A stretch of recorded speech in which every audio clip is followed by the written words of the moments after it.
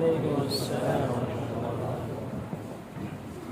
و ثنا تسبیح و تکبیر سب اعلیٰ کے لیے جو حی القیوم ہے، رؤوف الرحیم، احکم الحاکمین، لم یزل ولم یزال، جس کی ذات ہے وہ جو چاہے وقت کی زمام کار امیروں کے ہاتھ سے چھین کر فقیروں کے ہاتھ میں تھام دے، وہ جو چاہے جسے بوریاں نشی کر دے، وہ جو چاہے جسے تخت نشی کر دے، اس کی شان میں کوئی شکوہ نہیں، اس کی دانش میں کوئی شکایت نہیں، اس کی ذات صح و خطا سے لاریب ہے، حق یہ ہے زندہ و تابندہ اس کی ذات ہے۔ درود و سلام ہو ہستی برحق محمد الرسول اللہ صلی اللہ علیہ وسلم پر، جو شمس الضحیٰ بدر الدجا خیر الورا صلی اللہ علیہ وسلم ہے۔ اللہم صلی علی سیدنا شفیعنا نبینا حبیبنا مولانا محمد وعلی آل محمد وبارک وسلم۔ اعوذ باللہ من الشیطان الرجیم، بسم اللہ الرحمن الرحیم۔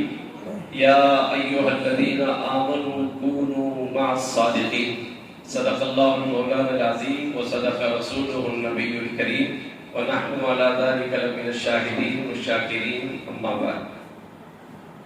واجب الاحترام حضرات علماء کرام، ائمہ مساجد، عمائدین شہر، نوجوانان ملت اور دور دراز سے سننے والی پردہ نشین ماؤں بہنوں، میں اپنی تقریر شروع کرنے سے پہلے تھوڑی سی آپ حضرات کو زحمت دیتا ہوں کہ جتنے بیٹھے ہوئے ہیں سب کھڑے ہو جاؤ، سب کھڑے ہو جاؤ، میں بھی آپ کے ساتھ کھڑے رہوں گا۔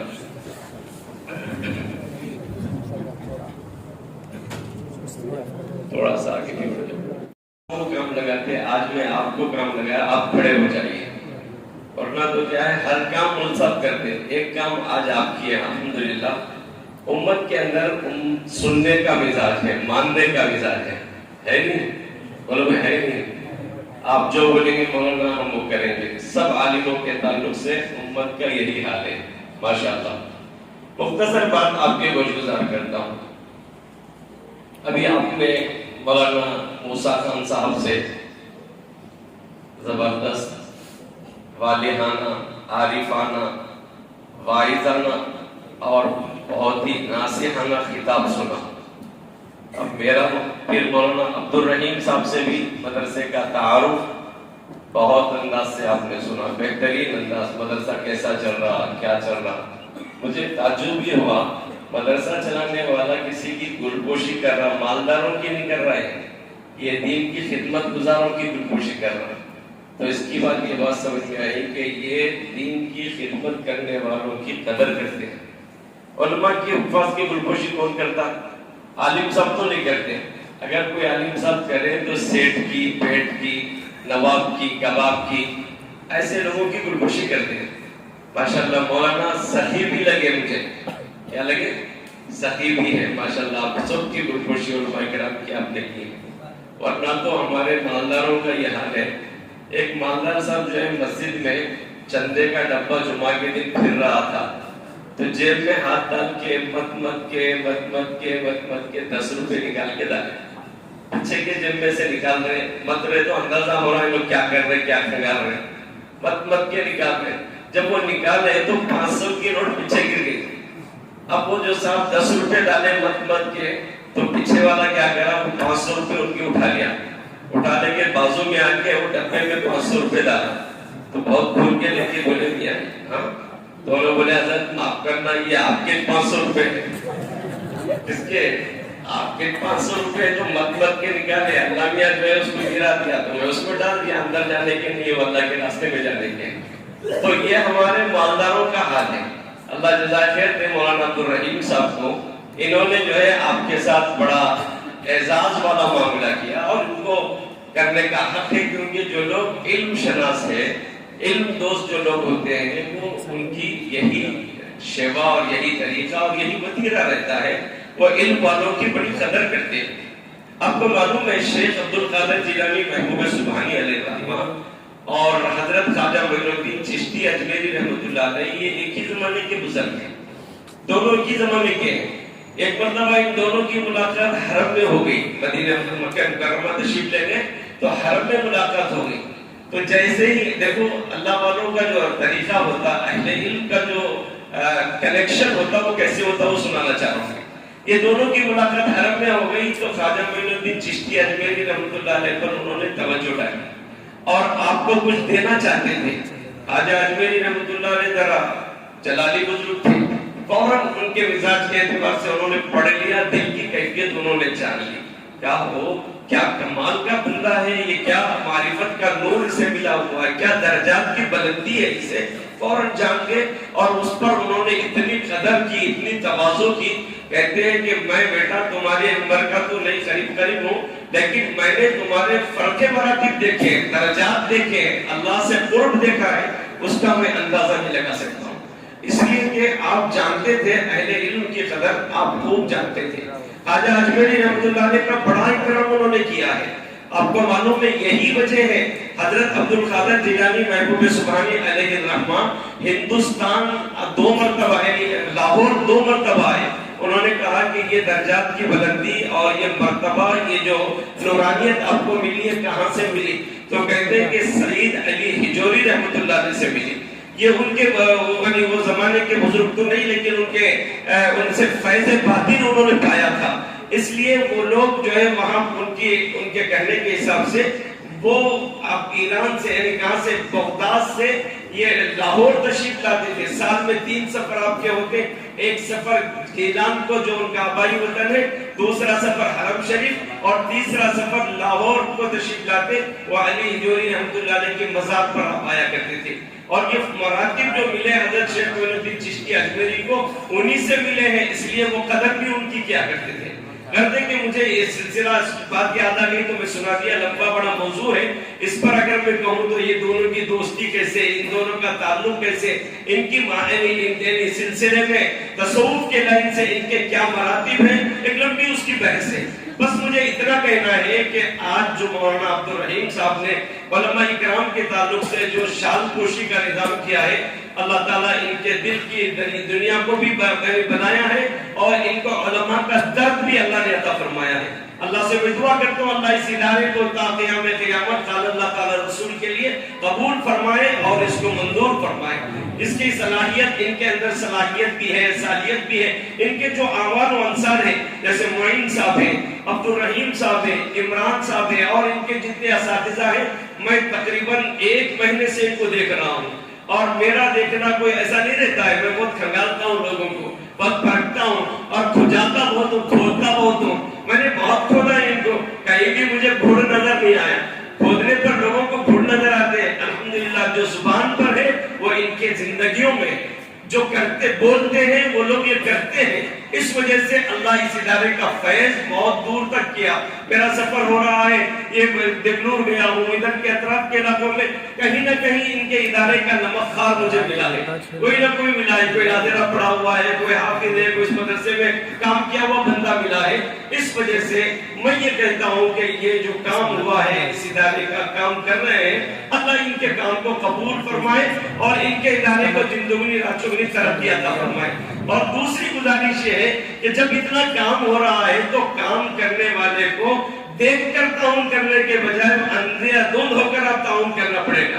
ورنہ دیکھ کر تعاون کرنے کا ایک واقعہ سناتا ہوں. ایک مرتبہ حضرت ہارون رشید رحمۃ اللہ علیہ بہت بڑا بادشاہ، نیک بادشاہ تھا.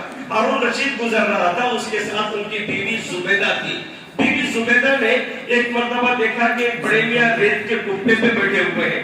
کہا کہ کیا کر رہے ہو؟ تو کہا کہ میں جو ہے ایک جنت کا گھر بنا رہا ہوں. کہا کہ جنت کا گھر، یہ ریت کے کپڑے میں جنت کا گھر؟ کہا بالکل جنت کا گھر. وہ ہارون رشید کی بیوی زبیدہ نے کہا یہ مجھے بیچیں گے؟ کہا کہ کیوں نہیں بیچوں گا، بیچنے کے لیے تو گھر بنا رہا ہوں. کہا کتنے میں؟ بولے 200 درہم میں. وہ پرس سے نکال کر 200 درہم وہ بڑے میاں کو دے دی. اس کے بعد جانے لگے تو بادشاہ کو بڑا غصہ آیا، پاگل کہیں گے. قرآن میں عورتوں کو ناقص العقل کہا جاتا، دیوانی. سچ ہے تم ناقص العقل ہے. کہیں ریت کا کپڑا بھی جنت کا گھر ہو سکتا ہے؟ نہیں ہو سکتا ہے. پھر کیسے لے لیے تم؟ تو اس خاتون نے کہا کہ دیکھو جنت اس کے ساتھ نسبت جڑ گئی ہے، جنت کا گھر. تو میں نے کہا کہ 200 روپے میں سستا ہے سودا، لے لو جنت کا گھر اللہ پاک عطا کر دے گا، یا نہیں تو بنا دے گا جنت کا گھر. میں نے خرید لیا ہے. بادشاہ کا ڈانٹتے کوستے لے کر گیا اس بیوی کو.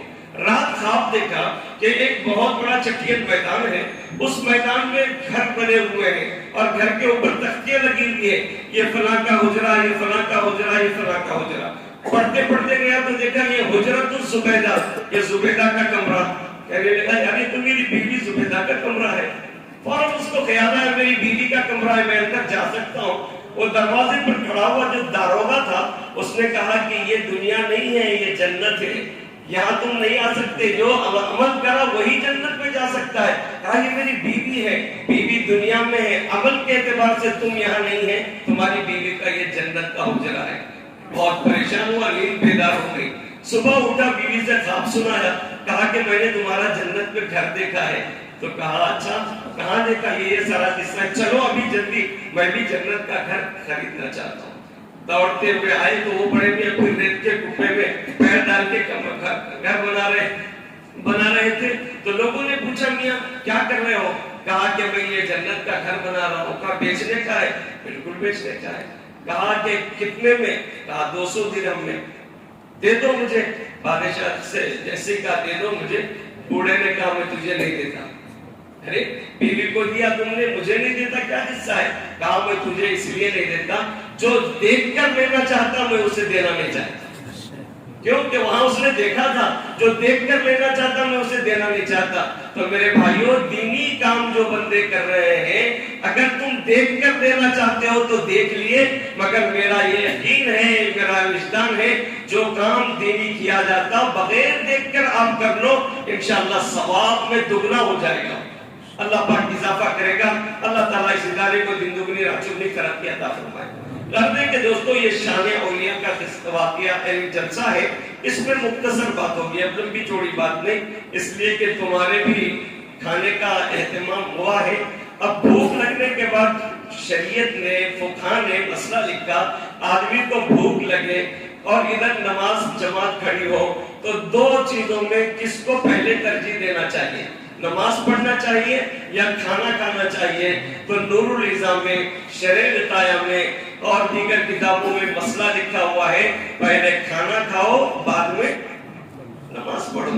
تو اب جلسہ تو اور نماز سے کم درجے کی چیز ہے، لہٰذا میں کہتا ہوں کھانے کا وقت ہو گیا ہے، اب زیادہ دیر تم کو ستانا بہتر نہیں ہے۔ اگر کھانے کا تقاضا ہو اور میں آپ کے درمیان تقریر کروں تو میری تقریر سر کے اوپر سے جائے گی، دماغ میں کیا رہے گا؟ کھانا کھانا کھانا، یہی رہے گا۔ اس واسطے میں کہتا ہوں کہ اب کھانے کو زیادہ زور دینا ہے تو تقریر کو کم کرنا پڑے گا۔ لمبی تقریر نہیں، مختصر تقریر کر کے اپنی بات کو ختم کرتا ہوں۔ دیکھو امام شافعی رحمۃ اللہ علیہ نے بڑی عجیب بات لکھی ہے۔ امام شافعی کہتے ہیں کہ الناس عیال اللہ، لوگ اللہ کا کنبہ ہے۔ اس کے بعد فرماتے ہیں علی فقہ ابی حنیفہ، کہتے ہیں کہ امام ابو حنیفہ کی فقہ کے معاملے میں لوگ اللہ کا کنبہ ہے۔ گویا امام شافعی کہتے ہیں کہ لوگوں کو چاہیے کہ امام اعظم ابو حنیفہ رحمۃ اللہ علیہ کی فقہ کو ترجیح دے، اس لیے کہ ان کی فقہ سنت سے ملی ہوئی ہے۔ اور ایک بزرگ ہے جنہوں نے اپنی کتاب میں لکھا ہے، ابو بکر ایک شخص بزرگ ہے، انہوں نے لکھا ہے قدم صدق عند ربہم، قدم صدق کام لگاتے ہیں۔ آج میں آپ کو کام لگایا، آپ کھڑے ہو جائیے، ورنہ تو کیا ہے ہر کام منصب کرتے ہیں۔ ایک کام آج آپ کیے الحمدللہ۔ امت کے اندر سننے کا مزاج ہے، ماننے کا مزاج ہے نہیں؟ بولو ہے نہیں؟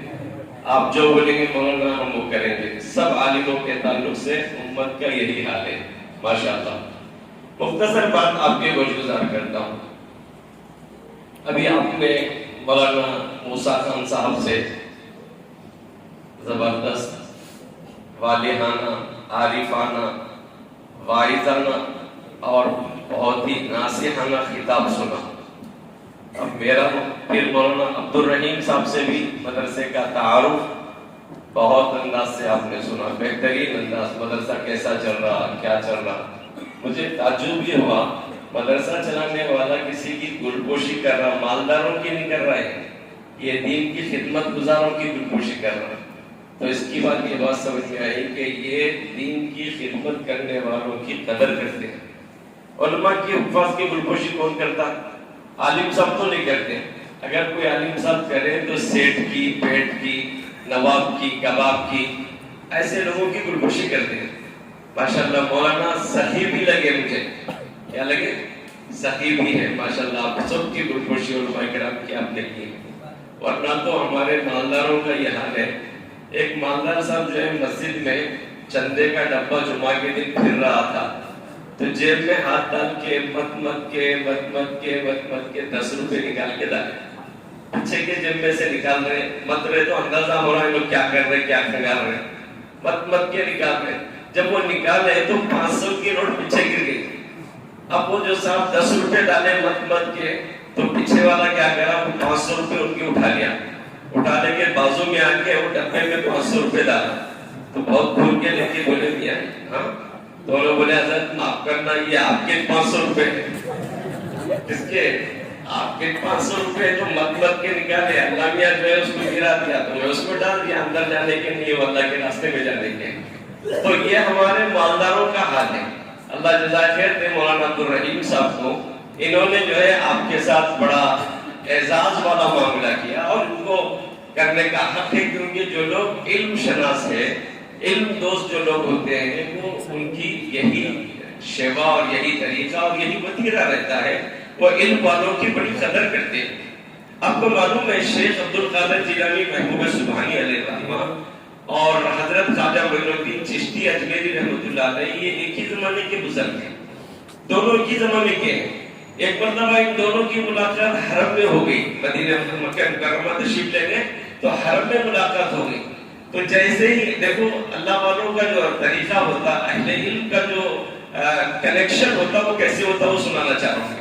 یہ دونوں کی ملاقات حرم میں ہو گئی تو خواجہ معین الدین چشتی اجمیری رحمۃ اللہ علیہ پر انہوں نے توجہ ڈالی اور آپ کو کچھ دینا چاہتے تھے. خواجہ اجمیری رحمۃ اللہ علیہ ذرا جلالی بزرگ تھے. فوراً ان کے مزاج کے اعتبار سے انہوں نے پڑھ لیا. دل کی کیفیت انہوں نے جان لی.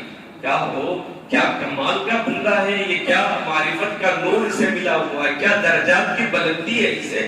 فوراً جان گئے اور اس پر انہوں نے اتنی قدر کی اتنی تواضع کی. کہتے ہیں کہ میں بیٹا تمہارے عمر کا تو نہیں قریب ہوں لیکن میں نے تمہارے فرق مراتب دیکھے درجات دیکھے اللہ سے قرب دیکھا ہے اس کا میں اندازہ نہیں لگا سکتا ہوں. اس لیے کہ آپ جانتے تھے اہل علم کی قدر آپ خوب جانتے تھے. خواجہ اجمیری رحمۃ اللہ علیہ کا بڑا اکرام انہوں نے کیا ہے. آپ کو معلوم ہے یہی وجہ ہے حضرت عبدالقادر جیلانی محبوب سبحانی علیہ الرحمہ ہندوستان 2 مرتبہ یعنی لاہور 2 مرتبہ آئے. انہوں نے کہا کہ یہ درجات کی بلندی اور یہ مرتبہ یہ جو نورانیت آپ کو ملی ہے کہاں سے ملی. تو کہتے ہیں کہ سعید علی ہجوری رحمۃ اللہ علیہ سے ملی. یہ ان کے وہ زمانے کے بزرگ تو نہیں لیکن ان سے فیض باطن انہوں نے پایا تھا. اس لیے وہ لوگ جو ہے وہاں ان کے کہنے کے حساب سے وہ آپ ایران سے یعنی کہاں سے بغداد سے یہ لاہور تشریف لاتے تھے. سال میں 3 سفر آپ کے ہوتے. ایک سفر ایران کو جو ان کا آبائی وطن ہے, دوسرا سفر حرم شریف اور تیسرا سفر لاہور کو تشریف لاتے. وہ علی ہجوری رحمۃ اللہ علیہ کی مزار پر آپ آیا کرتے تھے. اور یہ مراتب جو ملے حضرت شیخ معین الدین چشتی اجمیری کو انہی سے ملے ہیں. اس لیے وہ قدر بھی ان کی کیا کرتے تھے. کرتے کہ مجھے یہ سلسلہ بات یاد آ گئی تو میں سنا دیا. لمبا بڑا موضوع ہے. اس پر اگر میں کہوں تو یہ دونوں کی دوستی کیسے, ان دونوں کا تعلق کیسے, ان کی معنی سلسلے میں تصوف کے لائن سے ان کے کیا مراتب ہیں, ایک لمبی اس کی بحث ہے. بس مجھے اتنا کہنا ہے کہ آج جو مولانا عبدالرحیم صاحب نے علماء اکرام کے تعلق سے جو شال پوشی کا نظام کیا ہے اللہ تعالیٰ ان کے دل کی دنیا کو بھی بنایا ہے اور ان کو علماء کا درد بھی اللہ نے عطا فرمایا ہے. اللہ سے میں دعا کرتا ہوں اللہ اس ادارے کو تا قیام قیامت قال اللہ تعالیٰ رسول کے لیے قبول فرمائے اور اس کو منظور فرمائے. اس کی صلاحیت ان کے اندر صلاحیت بھی ہے, صلاحیت بھی ہے. ان کے جو آوان و انصار ہیں جیسے معین صاحب ہیں, عبدالرحیم صاحب ہیں, عمران صاحب ہیں اور ان کے جتنے اساتذہ ہیں, میں تقریباً 1 مہینے سے ان کو دیکھ رہا ہوں اور میرا دیکھنا کوئی ایسا نہیں رہتا ہے. میں بہت کھنگالتا ہوں لوگوں کو, بہت پھٹتا ہوں اور کھجاتا بہت ہوں, کھودتا بہت ہوں. میں نے بہت کھودا ہے ان کو, کہیں بھی مجھے بھوڑ نظر نہیں آیا. کھودنے پر لوگوں کو بھوڑ نظر آتے ہیں. الحمدللہ جو زبان پر ہے وہ ان کے زندگیوں میں جو کرتے بولتے ہیں وہ لوگ یہ کرتے ہیں. اس وجہ سے اللہ اس ادارے کا فیض بہت دور تک کیا. میرا سفر ہو رہا ہے, یہ دبنور گیا ہوں, ادھر کے اطراف کے علاقوں میں کہیں نہ کہیں ان کے ادارے کا نمک خوار مجھے ملا ہے, کوئی نہ کوئی ملا ہے, کوئی ناظرہ پڑھا ہوا ہے, کوئی حافظ ہے, کوئی اس مدرسے میں کام کیا ہوا بندہ ملا ہے. اس وجہ سے میں یہ کہتا ہوں کہ یہ جو کام ہوا ہے, اس ادارے کا کام کر رہے ہیں, اللہ ان کے کام کو قبول فرمائے اور ان کے ادارے کو دن دگنی رات چگنی ترقی عطا فرمائے. اور دوسری گزارش یہ ہے کہ جب اتنا کام ہو رہا ہے تو کام کرنے والے کو دیکھ کر تعاون کرنے کے بجائے اندھے دھند ہو کر اب تعاون کرنا پڑے گا. ورنہ دیکھ کر تعاون کرنے کا ایک واقعہ سناتا ہوں. ایک مرتبہ حضرت ہارون رشید رحمۃ اللہ علیہ بہت بڑا بادشاہ, نیک بادشاہ تھا. ہارون رشید گزر رہا تھا, اس کے ساتھ ان کی بیوی زبیدہ تھی. بیوی زبیدہ نے ایک مرتبہ دیکھا کہ بڑے میاں ریت کے کپڑے پہ بیٹھے ہوئے ہیں. کہا کہ کیا کر رہے ہو؟ تو کہا کہ میں جو ہے ایک جنت کا گھر بنا رہا ہوں. کہا کہ جنت کا گھر, یہ ریت کے کپڑے میں جنت کا گھر؟ کہا بالکل جنت کا گھر. وہ ہارون رشید کی بیوی زبیدہ نے کہا یہ مجھے بیچیں گے؟ کہا کہ کیوں نہیں بیچوں گا, بیچنے کے لیے تو گھر بنا رہا ہوں. کہا کتنے میں؟ بولے 200 درہم میں. وہ پرس سے نکال کر 200 درہم وہ بڑے میاں کو دے دی. اس کے بعد جانے لگے تو بادشاہ کو بڑا غصہ آیا, پاگل کہیں گے. قرآن میں عورتوں کو ناقص العقل کہا جاتا, دیوانی. سچ ہے تم ناقص العقل ہے. کہیں ریت کا کپڑا بھی جنت کا گھر ہو سکتا ہے؟ نہیں ہو سکتا ہے. پھر کیسے لے لیے تم؟ تو اس خاتون نے کہا کہ دیکھو جنت اس کے ساتھ نسبت جڑ گئی ہے, جنت کا گھر. تو میں نے کہا کہ 200 روپے میں سستا ہے سودا, لے لو, جنت کا گھر اللہ پاک عطا کر دے گا, یا نہیں تو بنا دے گا جنت کا گھر. میں نے خرید لیا ہے. بادشاہ کا ڈانٹتے کوستے لے کر گیا اس بیوی کو. رات خواب دیکھا کہ ایک بہت بڑا چٹیل میدان ہے, اس میدان میں گھر بنے ہوئے ہیں اور گھر کے اوپر تختیاں لگی ہوئی ہیں, یہ فلاں کا حجرہ, یہ فلاں کا حجرہ, یہ فلاں کا حجرہ. پڑھتے پڑھتے گیا تو دیکھا یہ حجرۃ الزبیدہ, یہ زبیدہ کا کمرہ. کہنے لگا یار یہ تو میری بیوی زبیدہ کا کمرہ ہے. فوراً اس کو خیال آیا میری بیوی کا کمرہ ہے, میں اندر جا سکتا ہوں. وہ دروازے پر کھڑا ہوا جو داروغہ تھا اس نے کہا کہ یہ دنیا نہیں ہے, یہ جنت ہے, یہاں تم نہیں آ سکتے, جو عمل کرا وہی جنت میں جا سکتا ہے. کہا یہ میری بیوی ہے, بیوی دنیا میں ہے, عمل کے اعتبار سے تم یہاں نہیں ہے, تمہاری بیوی کا یہ جنت کا حجرہ ہے. بہت پریشان ہوا, نیند بیدار ہو گئی. صبح اٹھا, بیوی سے خواب سنایا, کہا کہ میں نے تمہارا جنت میں گھر دیکھا ہے. تو کہا اچھا کہاں دیکھا؟ یہ سارا قصہ, چلو ابھی جلدی, میں بھی جنت کا گھر خریدنا چاہتا ہوں. دوڑتے ہوئے آئے تو وہ بڑے میاں کوئی ریت کے کپڑے میں پیر ڈال کے گھر بنا رہے تھے. تو لوگوں نے پوچھا میاں کیا کر رہے ہو؟ کہا کہ میں یہ جنت کا گھر بنا رہا ہوں. کہا بیچنے کا ہے؟ بالکل بیچنے کا ہے. کہا کہ کتنے میں؟ کہا 200 درہم میں. دے دو مجھے. بادشاہ سے جیسے کہا دے دو مجھے, بوڑھے نے کہا میں تجھے نہیں دیتا. ارے بیوی کو دیا تم نے, مجھے نہیں دیتا, کیا حصہ ہے؟ کہا میں تجھے اس لیے نہیں دیتا, جو دیکھ کر لینا چاہتا میں اسے دینا نہیں چاہتا. کیونکہ وہاں اس نے دیکھا تھا, جو دیکھ کر لینا چاہتا میں اسے دینا نہیں چاہتا. تو میرے بھائیوں, دینی کام جو بندے کر رہے ہیں, اگر تم دیکھ کر دینا چاہتے ہو تو دیکھ لیے, مگر میرا یہ یقین ہے, میرا وجدان ہے, جو کام دینی کیا جاتا بغیر دیکھ کر آپ کر لو, انشاءاللہ ثواب میں دگنا ہو جائے گا. اللہ پاک اضافہ کرے گا. اللہ تعالیٰ اس ادارے کو دن دگنی رات چگنی ترقی عطا فرمائے. لگتے کہ دوستو یہ شان اولیاء کا واقعہ جلسہ ہے, اس میں مختصر بات ہوگی, اب لمبی چوڑی بات نہیں, اس لیے کہ تمہارے بھی کھانے کا اہتمام ہوا ہے. اب بھوک لگنے کے بعد شریعت نے, فقہا نے مسئلہ لکھا, آدمی کو بھوک لگے اور ادھر نماز جماعت کھڑی ہو تو دو چیزوں میں کس کو پہلے ترجیح دینا چاہیے؟ نماز پڑھنا چاہیے یا کھانا کھانا چاہیے؟ تو نور النظام میں, شرح غطایہ میں اور دیگر کتابوں میں مسئلہ لکھا ہوا ہے, پہلے کھانا کھاؤ بعد میں نماز پڑھو. تو اب جلسہ تو اور نماز سے کم درجے کی چیز ہے, لہذا میں کہتا ہوں کھانے کا وقت ہو گیا ہے, اب زیادہ دیر تم کو ستانا بہتر نہیں ہے. اگر کھانے کا تقاضا ہو اور میں آپ کے درمیان تقریر کروں تو میری تقریر سر کے اوپر سے جائے گی, دماغ میں کیا رہے گا؟ کھانا کھانا کھانا, یہی رہے گا. اس واسطے میں کہتا ہوں کہ اب کھانے کو زیادہ زور دینا ہے تو تقریر کو کم کرنا پڑے گا. لمبی تقریر نہیں, مختصر تقریر کر کے اپنی بات کو ختم کرتا ہوں. دیکھو امام شافعی رحمۃ اللہ علیہ نے بڑی عجیب بات لکھی ہے. امام شافعی کہتے ہیں کہ الناس عیال اللہ، لوگ اللہ کا کنبہ ہے۔ اس کے بعد فرماتے ہیں علی فقہ ابی حنیفہ، کہتے ہیں کہ امام ابو حنیفہ کی فقہ کے معاملے میں لوگ اللہ کا کنبہ ہے۔ امام شافعی کہتے ہیں کہ لوگوں کو چاہیے کہ امام اعظم ابو حنیفہ رحمۃ اللہ علیہ کی فقہ کو ترجیح دے، اس لیے کہ ان کی فقہ سنت سے ملی ہوئی ہے۔ اور ایک بزرگ ہے جنہوں نے اپنی کتاب میں لکھا ہے، ابو بکر ایک شخص بزرگ ہے، انہوں نے لکھا ہے ان قدم صدق عند ربهم، قدم صدق کام لگاتے ہیں۔ آج میں آپ کو کام لگایا، آپ کھڑے ہو جائیے، ورنہ تو کیا ہے ہر کام منصب کرتے ہیں۔ ایک کام آج آپ کیے الحمدللہ۔ امت کے اندر سننے کا مزاج ہے، ماننے کا مزاج ہے نہیں؟ بولو ہے نہیں؟ آپ جو بولیں گے مولانا ہم وہ کریں گے۔ سب عالموں کے تعلق سے امت کا یہی حال ہے ماشاءاللہ۔ مختصر بات آپ کے گزار کرتا ہوں۔ ابھی آپ نے مولانا موسیٰ خان صاحب سے زبردست والہانہ، عارفانہ، واعظانہ اور بہت ہی ناصحانہ خطاب سنا۔ اب میرا پھر مولانا عبد الرحیم صاحب سے بھی مدرسے کا تعارف بہت انداز سے آپ نے سنا، بہترین انداز، مدرسہ کیسا چل رہا، کیا چل رہا۔ مجھے تعجب بھی ہوا، مدرسہ چلانے والا کسی کی گلپوشی کر رہا، مالداروں کی نہیں کر رہا ہے، یہ دین کی خدمت گزاروں کی گلپوشی کر رہا ہے۔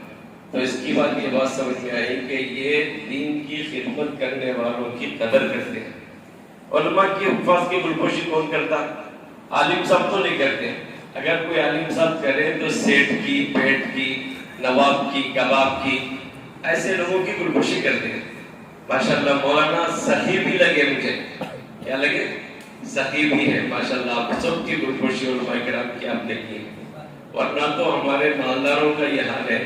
ایک مالدار صاحب جو ہے مسجد میں چندے کا ڈبہ جمعہ کے دن پھر رہا تھا، تو جیب میں ہاتھ ڈال کے مت کے 10 روپے نکال کے ڈالے، پیچھے کے جیب میں سے نکال رہے، مت رہے تو اندازہ ہو رہا ہے لوگ کیا کر رہے، کیا کھنگار رہے، مت کے نکال رہے۔ جب وہ نکالے تو 500 کی نوٹ پیچھے گر گئی۔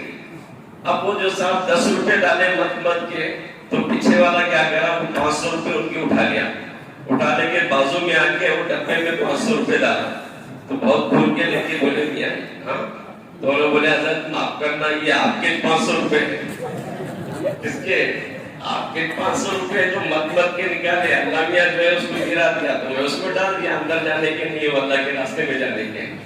تو یہ ہمارے مالداروں کا حال ہے۔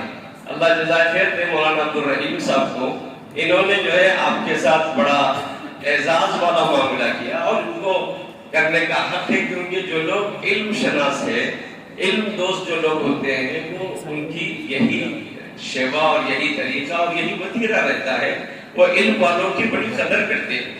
آپ کو معلوم ہے شیخ عبد القادر جیلانی محبوب سبحانی علیہ الرحمہ اور حضرت خواجہ معین الدین چشتی اجمیری رحمۃ اللہ علیہ، یہ ایک ہی زمانے کے بزرگ ہیں، دونوں ایک ہی زمانے کے ہیں۔ ایک مرتبہ ان دونوں کی ملاقات حرم میں ہو گئی، مدینہ مکہ مکرمہ تشریف لے گئے تو حرم میں ملاقات ہو گئی۔ تو جیسے ہی دیکھو اللہ والوں کا جو طریقہ ہوتا، اہل علم کا جو کنیکشن ہوتا وہ کیسے ہوتا وہ سنانا چاہ رہا ہوں۔ یہ دونوں کی ملاقات حرم میں ہو گئی تو خواجہ معین الدین چشتی اجمیری رحمۃ اللہ علیہ پر انہوں نے توجہ ڈالی اور آپ کو کچھ دینا چاہتے تھے۔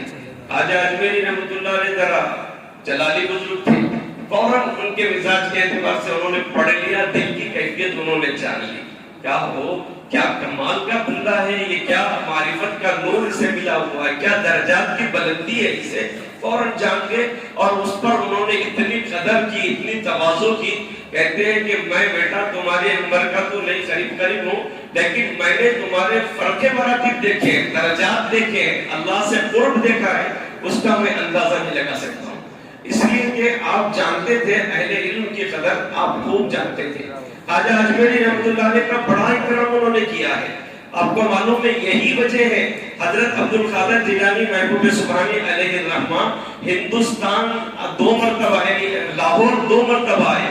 انہوں نے کہا کہ یہ درجات کی بلندی اور یہ مرتبہ، یہ جو نورانیت آپ کو ملی ہے کہاں سے ملی؟ تو کہتے ہیں کہ سعید علی ہجوری رحمۃ اللہ علیہ سے ملی۔ یہ ان کے وہ زمانے کے بزرگ تو نہیں، لیکن ان سے فیض باطن انہوں نے پایا تھا، اس لیے وہ لوگ جو ہے وہاں ان کے کہنے کے حساب سے وہ اب ایران سے یعنی کہاں سے بغداد سے یہ لاہور تشریف لاتے تھے۔ سال میں 3 سفر آپ کے ہوتے، ایک سفر ایران کو جو ان کا آبائی وطن ہے، دوسرا سفر حرم شریف، اور تیسرا سفر لاہور کو تشریف لاتے۔ وہ علی ہجوری رحمۃ اللہ علیہ کے مزار پر آپ آیا کرتے تھے، اور یہ مراتب جو ملے حضرت شیخ معین الدین چشتی اجمیری کو انہی سے ملے ہیں، اس لیے وہ قدر بھی ان کی کیا کرتے تھے کرتے کہ مجھے یہ سلسلہ بات یاد آ گئی تو میں سنا دیا، لمبا بڑا موضوع ہے، اس پر اگر میں کہوں تو یہ دونوں کی دوستی کیسے، ان دونوں کا تعلق کیسے، ان کی معنی سلسلے میں تصوف کے لائن سے ان کے کیا مراتب ہیں، ایک لمبی اس کی بحث ہے۔ بس مجھے اتنا کہنا ہے کہ آج جو مولانا عبد الرحیم صاحب نے علماء کرام کے تعلق سے جو شال پوشی کا نظام کیا ہے، اللہ تعالیٰ ان کے دل کی دنیا کو بھی بنایا ہے، اور ان کو علماء کا درد بھی اللہ نے عطا فرمایا ہے۔ اللہ سے میں دعا کرتا ہوں اللہ اس ادارے کو تا قیام قیامت قال اللہ تعالیٰ رسول کے لیے قبول فرمائے اور اس کو منظور فرمائے۔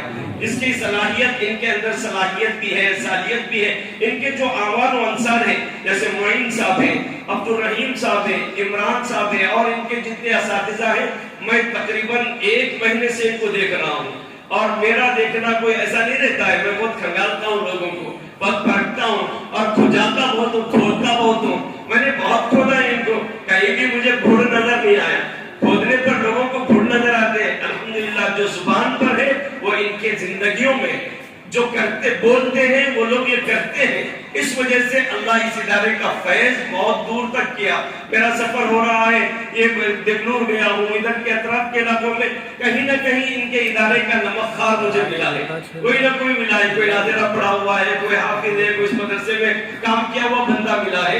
اس وجہ سے میں یہ کہتا ہوں کہ یہ جو کام ہوا ہے، اس ادارے کا کام کر رہے ہیں، اللہ ان کے کام کو قبول فرمائے اور ان کے ادارے کو زندگی راچوگنی ترقی عطا فرمائے۔ اور دوسری گزارش یہ ہے کہ جب اتنا کام ہو رہا ہے تو کام کرنے والے کو دیکھ کر تعاون کرنے کے بجائے اندھے دھند ہو کر اب تعاون کرنا پڑے گا، ورنہ دیکھ کر تعاون کرنے کا ایک واقعہ سناتا ہوں۔ ایک مرتبہ حضرت ہارون رشید رحمۃ اللہ علیہ بہت بڑا بادشاہ، نیک بادشاہ تھا، ہارون رشید گزر رہا تھا، اس کے ساتھ ان کی بیوی زبیدہ تھی۔ بیوی زبیدہ نے ایک مرتبہ دیکھا کہ بڑے میاں ریت کے کپے پہ بیٹھے ہوئے ہیں، کہا کہ کیا کر رہے ہو؟ تو کہا کہ میں جو ہے ایک جنت کا گھر بنا رہا ہوں۔ کہا کہ جنت کا گھر، یہ ریت کے کپے میں جنت کا گھر؟ کہا بالکل جنت کا گھر۔ وہ ہارون رشید کی بیوی زبیدہ نے کہا یہ مجھے بیچیں گے؟ کہا کہ کیوں نہیں بیچوں گا، بیچنے کے لیے تو گھر بنا رہا ہوں۔ کہا کتنے میں؟ بولے 200 درہم میں۔ وہ پرس سے نکال کر 200 درہم وہ بڑے میاں کو دے دی۔ اس کے بعد جانے لگے تو بادشاہ کو بڑا غصہ آیا، پاگل کہیں گے، قرآن میں عورتوں کو ناقص العقل کہا جاتا، دیوانی، سچ ہے تم ناقص العقل ہے، کہیں ریت کا کپا بھی جنت کا گھر ہو سکتا ہے؟ نہیں ہو سکتا ہے، پھر کیسے لے لیے تم؟ تو اس خاتون نے کہا کہ دیکھو جنت اس کے ساتھ نسبت جڑ گئی ہے، جنت کا گھر، تو میں نے کہا کہ 200 روپے میں سستا ہے سودا، لے لو، جنت کا گھر اللہ پاک عطا کر دے گا، یا نہیں تو بنا دے گا جنت کا گھر۔ میں نے خرید لیا ہے۔ بادشاہ کا ڈانٹتے کھوستے لے کر گیا اس بیوی کو۔ رات خواب دیکھا کہ ایک بہت بڑا چٹیل میدان ہے، اس میدان میں گھر بنے ہوئے ہیں اور گھر کے اوپر تختیاں لگی ہوئی ہیں، یہ فلاں کا حجرہ، یہ فلاں کا حجرہ، یہ فلاں کا حجرہ۔ پڑھتے پڑھتے گیا تو دیکھا یہ حجرۃ الزبیدہ، یہ زبیدہ کا کمرہ۔ کہنے لگا یعنی تو میری بیوی زبیدہ کا کمرہ ہے۔ فوراً اس کو خیال آیا میری بیوی کا کمرہ ہے، میں اندر جا سکتا ہوں۔ وہ دروازے پر کھڑا ہوا جو داروغہ تھا اس نے کہا کہ یہ دنیا نہیں ہے، یہ جنت ہے، یہاں تم نہیں آ سکتے، جو عمل کرا وہی جنت میں جا سکتا ہے۔ کہا یہ میری بیوی ہے، بیوی دنیا میں ہے، عمل کے اعتبار سے تم یہاں نہیں ہے، تمہاری بیوی کا یہ جنت کا حجرہ ہے۔ بہت پریشان ہوا، نیند بیدار ہو گئی۔ صبح اٹھا، بیوی سے خواب سنایا، کہا کہ میں نے تمہارا جنت میں گھر دیکھا ہے۔ تو کہا اچھا کہاں دیکھا؟ یہ سارا قصہ، چلو ابھی جلدی، میں بھی جنت کا گھر خریدنا چاہتا ہوں۔ دوڑتے ہوئے آئے تو وہ بڑے میاں کوئی ریت کے کپے میں پیر ڈال کے گھر بنا رہے تھے۔ تو لوگوں نے پوچھا میاں کیا کر رہے ہو؟ کہا کہ میں یہ جنت کا گھر بنا رہا ہوں۔ کہا بیچنے کا ہے؟ بالکل بیچنے کا ہے۔ کہا کہ کتنے میں؟ کہا 200 درہم میں۔ دے دو مجھے۔ بادشاہ سے جیسے کہا دے دو مجھے، بوڑھے نے کہا میں تجھے نہیں دیتا۔ ارے بیوی کو دیا تم نے, مجھے نہیں دیتا, کیا قصہ ہے؟ کہا میں تجھے اس لیے نہیں دیتا, جو دیکھ کر لینا چاہتا میں اسے دینا نہیں چاہتا. کیونکہ وہاں اس نے دیکھا تھا, جو دیکھ کر لینا چاہتا میں اسے دینا نہیں چاہتا. تو میرے بھائیوں, دینی کام جو بندے کر رہے ہیں, اگر تم دیکھ کر دینا چاہتے ہو تو دیکھ لیے, مگر میرا یہ یقین ہے, میرا وجدان ہے, جو کام دینی کیا جاتا بغیر دیکھ کر آپ کر لو, انشاءاللہ ثواب میں دگنا ہو جائے گا. اللہ پاک اضافہ کرے گا. اللہ تعالیٰ اس ادارے کو دن دگنی رات چگنی ترقی عطا فرمائے. کرنے کے دوستو, یہ شان اولیاء کا واقعہ جلسہ ہے, اس میں مختصر بات ہوگی, اب لمبی چوڑی بات نہیں, اس لیے کہ تمہارے بھی کھانے کا اہتمام ہوا ہے. اب بھوک لگنے کے بعد شریعت نے, فقہا نے مسئلہ لکھا, آدمی کو بھوک لگے اور ادھر نماز جماعت کھڑی ہو, تو دو چیزوں میں کس کو پہلے ترجیح دینا چاہیے؟ نماز پڑھنا چاہیے یا کھانا کھانا چاہیے؟ تو نور العظام میں, شرح بتایا میں اور دیگر کتابوں میں مسئلہ لکھا ہوا ہے, پہلے کھانا کھاؤ بعد میں نماز پڑھو. تو اب جلسہ تو اور نماز سے کم درجے کی چیز ہے, لہذا میں کہتا ہوں کھانے کا وقت ہو گیا ہے, اب زیادہ دیر تم کو ستانا بہتر نہیں ہے. اگر کھانے کا تقاضا ہو اور میں آپ کے درمیان تقریر کروں تو میری تقریر سر کے اوپر سے جائے گی, دماغ میں کیا رہے گا؟ کھانا کھانا کھانا, یہی رہے گا. اس واسطے میں کہتا ہوں کہ اب کھانے کو زیادہ زور دینا ہے تو تقریر کو کم کرنا پڑے گا. لمبی تقریر نہیں, مختصر تقریر کر کے اپنی بات کو ختم کرتا ہوں. دیکھو, امام شافعی رحمۃ اللہ علیہ نے بڑی عجیب بات لکھی ہے. امام شافعی کہتے ہیں کہ الناس عیال اللہ, لوگ اللہ کا کنبہ ہے. اس کے بعد فرماتے ہیں علی فقہ ابی حنیفہ, کہتے ہیں کہ امام ابو حنیفہ کی فقہ کے معاملے میں لوگ اللہ کا کنبہ ہے. گویا امام شافعی کہتے ہیں کہ لوگوں کو چاہیے کہ امام اعظم ابو حنیفہ رحمۃ اللہ علیہ کی فقہ کو ترجیح دیں, اس لیے کہ ان کی فقہ سنت سے ملی ہوئی ہے. اور ایک بزرگ ہے جنہوں نے اپنی کتاب میں لکھا ہے, ابو بکر ایک شخص بزرگ ہے, انہوں نے لکھا ہے ان قدم صدق عند ربہم, قدم صدق